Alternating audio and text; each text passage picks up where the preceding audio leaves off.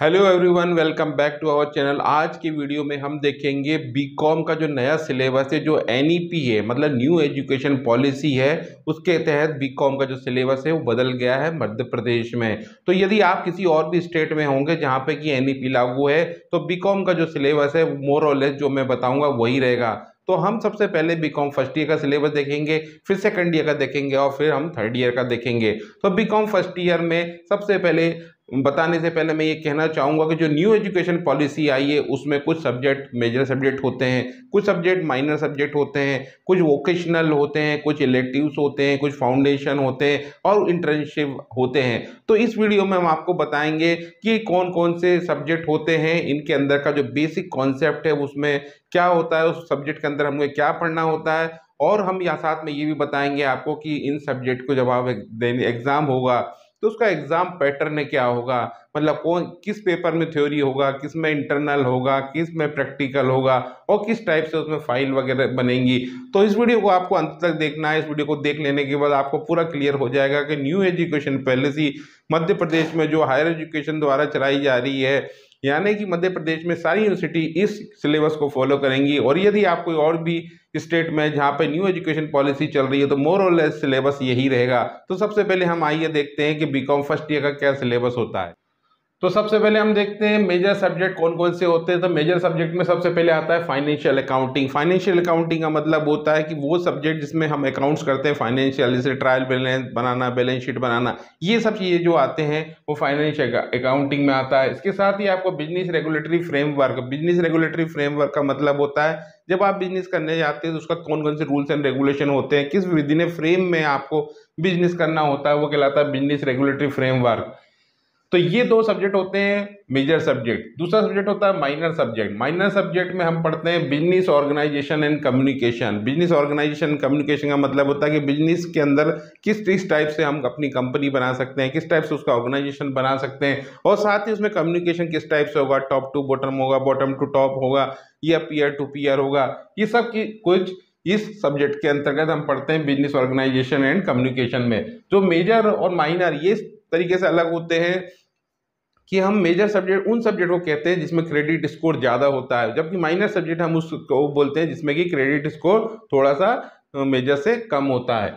अब हम देखते हैं इलेक्टिव। इलेक्टिव सब्जेक्ट वो सब्जेक्ट होते हैं जिसमें हमको चुनाव एक सब्जेक्ट का करना होता है। जैसे यहाँ पे लिस्ट दी गई है 8 सब्जेक्ट की, इसमें बिजनेस इकोनॉमिक्स है, बैंकिंग इंश्योरेंस है, बिजनेस मैथ्स है, advertising sales promotion and management है, ऑफिस मैनेजमेंट एंड स्टेनोग्राफी है, डेटा प्रोसेसिंग सॉफ्टवेयर है, ऑफिस ऑर्गेनाइजेशन मैनेजमेंट है, और टूरिज्म प्रोडक्ट इन इंडिया है। तो ये 8 सब्जेक्ट में से आपको किसी एक सब्जेक्ट का चुनाव करना होगा, ऐसे इलेक्टिव की तरह।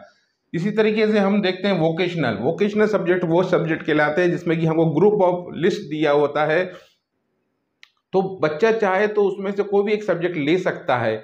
जनरली होता यह है कि कॉलेज वोकेशनल सब्जेक्ट जो भी उसके पास फैकल्टी होती है, जो भी उसके पास रिसोर्सेस होते हैं, उसके बेसिस पर वो चुनाव करके स्टूडेंट को बताता है कि भाई आप ये वोकेशनल सब्जेक्ट ले सकते हैं।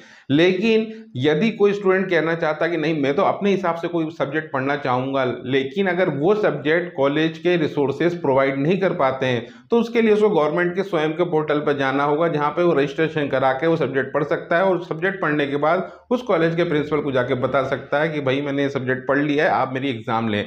तो ये कहलाता है वोकेशनल सब्जेक्ट। अब वोकेशनल सब्जेक्ट बहुत सारे होते हैं, जैसे कि पर्सनालिटी डेवलपमेंट होता है, फाइनेंस के अलग अलग सब्जेक्ट होते हैं, डिफरेंट टाइप के बहुत ज़्यादा मोर देन 10-15 वोकेशनल सब्जेक्ट होते हैं, और उनमें से आप चुनाव कर सकते हैं। और आपके पास ऑप्शन रहता है कि जो कॉलेज वोकेशनल सब्जेक्ट बोल रहा है वो लेना चाहते हैं तो वो ले लीजिए, या फिर आप अपने मन से कुछ वोकेशनल सब्जेक्ट स्वयं के पोर्टल पे जाके कर सकते हैं तो वो ले लीजिए और उसका एग्जाम दे लीजिए। ये आपके ऊपर निर्भर करता है।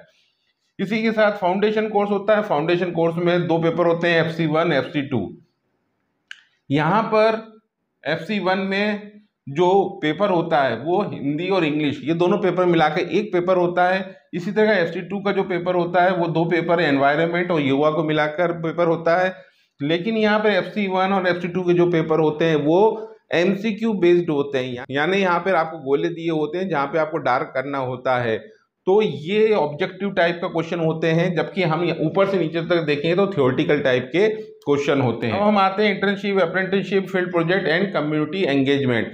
ये एक ऐसा सब्जेक्ट होता है जिसमें स्टूडेंट को किसी कंपनी में किसी बाहर जगह जाना पड़ता है और वहाँ पे अपनी काम करना पड़ता है, चाहे 15 दिन का, 7 दिन का, और वहाँ पे अपनी रिपोर्ट बनाना पड़ती है कि मैंने वहाँ पे क्या काम किया, किस तरीके से काम किया। तो आप चाहे तो इंटर्नशिप ले सकते हैं, अप्रेंटिसशिप ले सकते हैं, फील्ड प्रोजेक्ट ले सकते हैं, कम्युनिटी एंगेजमेंट ले सकते हैं। यदि आपको नहीं पता कि इंटर्नशिप ये किस तरीके से किया जाता है, तो यहाँ पर आपको एक वीडियो आ रहा होगा, इस वीडियो की लिंक हम आपको डिस्क्रिप्शन में दे देंगे, वहाँ जाके आप समझ सकते हैं कि internship, apprenticeship, field project, community engagement किस तरीके से किया जा सकता है। तो ये तो मैंने आपको major, minor, elective, vocational, foundation course और इंटर्नशिप के बारे में बताया। अब आइए हम समझते हैं कि जब इसकी एग्जाम होगी तो उसका एग्जाम पैटर्न क्या होगा। देखिए, जब ये आप मेजर सब्जेक्ट लेंगे जिसमें फाइनेंशियल अकाउंटिंग और बिजनेस रेगुलेटरी फ्रेमवर्क है, तो उसके अंदर आपको थ्योरी होगा और इंटरनल होगा। थ्योरी पेपर तो आप समझते हैं एग्जाम में जाएंगे वहां पे लिखेंगे, वो थ्योरी पेपर कहलाता है। इंटरनल का मतलब ये होता है कि जब आप सीसी देंगे, सीसी एक क्वेश्चन होते हैं जो आपको करना होते हैं, वो सीसी में आप छोटी सी फाइल बना के अपने टीचर को देंगे और टीचर जो होता है वो उसके बेसिस पर इंटरनल के मार्क्स आपको देगा। तो मेजर में आपको थ्योरी और इंटरनल होगा। इसी तरीके से माइनर में जब आप आएंगे तो माइनर में भी थ्योरी इंटरनल होगा। जब आप इलेक्टिव्स, ये जो 8 सब्जेक्ट है उसमें से एक सब्जेक्ट का चुनाव करेंगे तो उनका भी थ्योरी और इंटरनल होगा।